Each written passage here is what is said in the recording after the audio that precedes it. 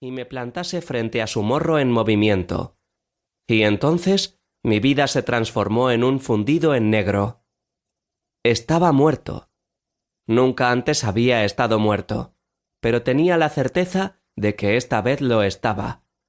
No había ninguna luz al final del túnel, ni coro de ángeles celestiales, ni ninguna otra imagen que pudiera asociar con la muerte. Así que, llamémoslo intuición o ausencia de pulsaciones. El diagnóstico no daba lugar a equivocaciones. Muerto. Atropellado por un autobús de la EMT. Con lo fan que había sido del transporte público en los últimos años.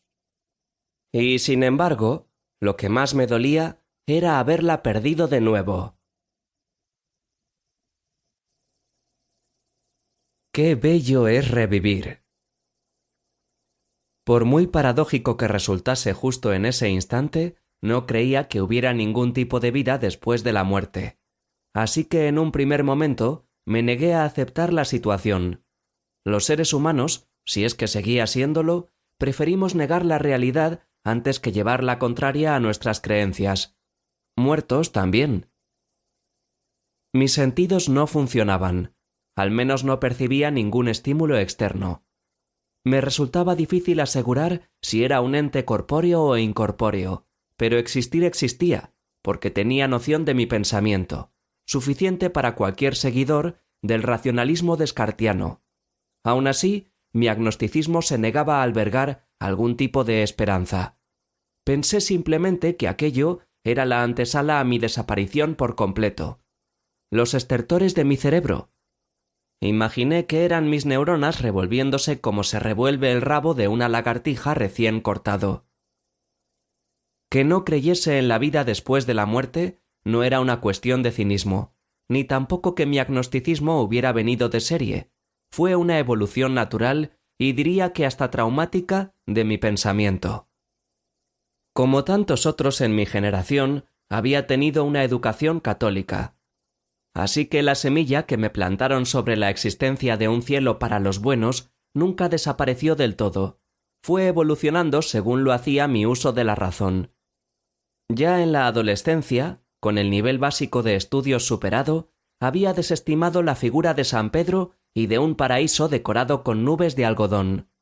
Entonces me atraía más la idea de un mundo paralelo lleno de espíritus errantes, de fantasmas invisibles, de seres flotantes que observaban nuestra vida como si fueran espectadores de un eterno gran hermano protagonizado por sus seres queridos y posteriores descendientes. Por cierto, si lo estáis pensando, sí, lo reconozco. Yo también jugué con una ouija en el instituto. Bien entrado en esa fase de la vida mal llamada madurez, aunque todos los datos que había ido recogiendo a lo largo de mi existencia me indicasen lo contrario, me resistía a pensar que la muerte era simplemente el final del camino. Me negaba a creer que nuestros actos, nuestras sonrisas, nuestras carcajadas, nuestros amores, nuestras amistades, nuestras lágrimas, nuestros maravillosos momentos, se quedarían en nada, que serían tan solo recuerdos en mentes ajenas con fecha de caducidad. Tenía que haber un sentido para todo esto. Sin embargo, la grandeza del universo frente a nuestra insignificancia cósmica era tan abrumadora que desde cualquier perspectiva que no fuera la de nuestro propio ombligo, ni siquiera las mayores proezas humanas podrían gozar de una mínima relevancia para el cosmos, y en este contexto, cualquier posibilidad de trascendencia quedaría limitada por nuestra propia existencia como raza. ¿Quién hablará de El Quijote cuando esa estrella llamada Sol se extinga por completo? Fue por aquella época cuando, en secreto, llegué a una conclusión que aparcó el cíclico debate sobre el más allá en mi cabeza. La clave estaba en el amor de madre. El resumen de esta filosofía, cuya denominación parecía sacada del tatuaje de un legionario, podría enunciarlo de la siguiente manera. El modo en que me quería mi madre era tan hondo, tan profundo y tan incondicional, que si había algo tras la muerte, probablemente ella lo conocería antes que yo, y se las apañaría para contármelo cuando estuviera allí. Por desgracia, se fue mucho antes de lo esperado. Aquel fatídico día.